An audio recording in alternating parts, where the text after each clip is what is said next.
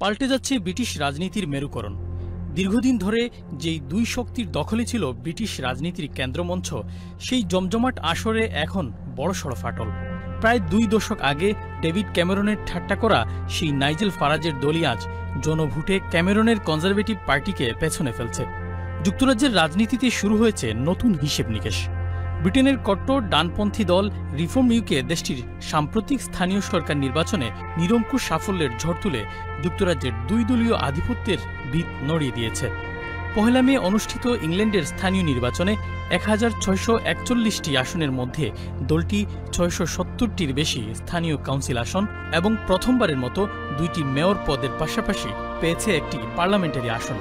বিপরীতে লিবডেম 370টি আসন, কনজারভেটিভ 319টি এবং লেবার পার্টি পেয়েছে মাত্র 98টি আসন।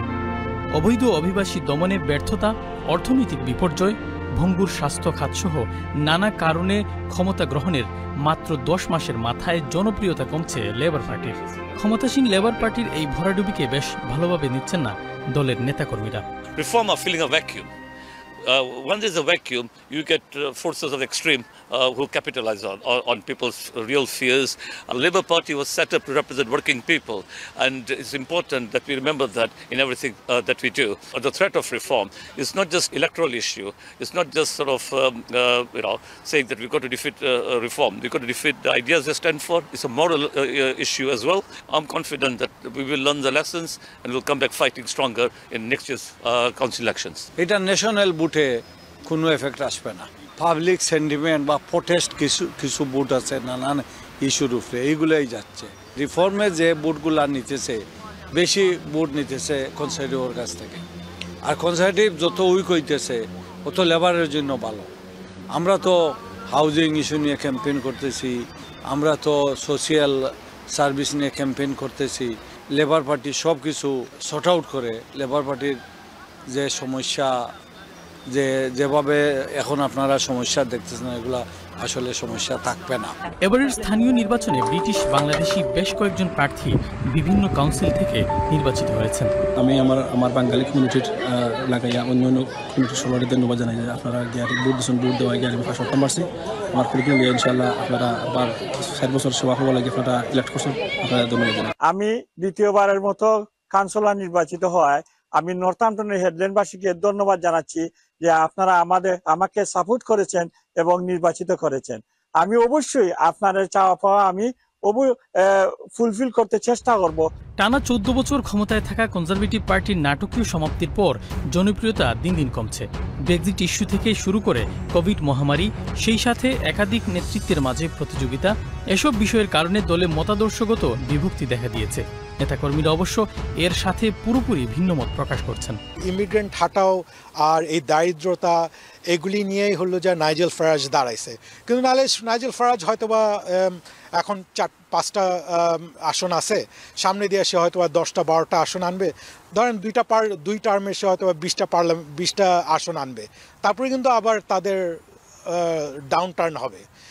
এইসব ধরনের পার্টি হলো যে ইন্টারিম অবস্থা আর কি, যে মানুষের একটা অ্যাডভান্টেজ নিয়ে সে একটু ঢুকে গেল, তার মানে এই না যে সে সার্ভাইভ করবে।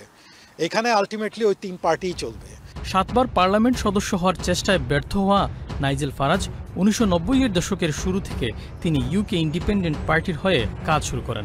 একসময় কনজারভেটিভ পার্টির রাজনীতি করেছিলেন তিনি। ফারাজ তার প্রজন্মের সবচেয়ে প্রভাবশালী ব্রিটিশ রাজনীতিকদের একজন। অতি ডানপন্থী নাইজেল ফারাজের বিরুদ্ধে ইসলাম বিদ্বেষের অভিযোগ অনেক আগে থেকেই। অনেকে মনে করেন রিফর্মের মতো ফার রাইট ও বর্ণবাদী সংগঠনগুলো সমাজের দারিদ্র্য ও হতাশাকে কাজে লাগিয়ে শরণার্থী, আশ্রয়প্রার্থী, মুসলিম, ইহুদি ও অন্যান্যের বিরুদ্ধে বিদ্বেষ ছড়িয়ে ক্ষমতার মসনদে বসতে চাইছে। পলিটিক্সে নেভার সে নো। কোনো সময় আপনার দেখা যায় যে হঠাৎ করে একটা ভয়েড হয়ে গেছে, একজন চলে আসছে। বাট আমার কাছে মনে হয় না নাইজেল ফারাজ প্রাইম মিনিস্টার হইতে পারবে, because of his values, of his ethos. আর আপনার সে যেরকম ধরনের পলিটিক্স করে, এগুলো ডিভাইডেড পলিটিক্স, মুসলমানদের এগেনস্টে, এগেনস্টে। সে নিজে হলো ইমিগ্রেন্ট, জার্মানি পাসপোর্ট হোল্ডার, তার ছেলে মেয়ে সব জার্মানি পাসপোর্ট হোল্ডার।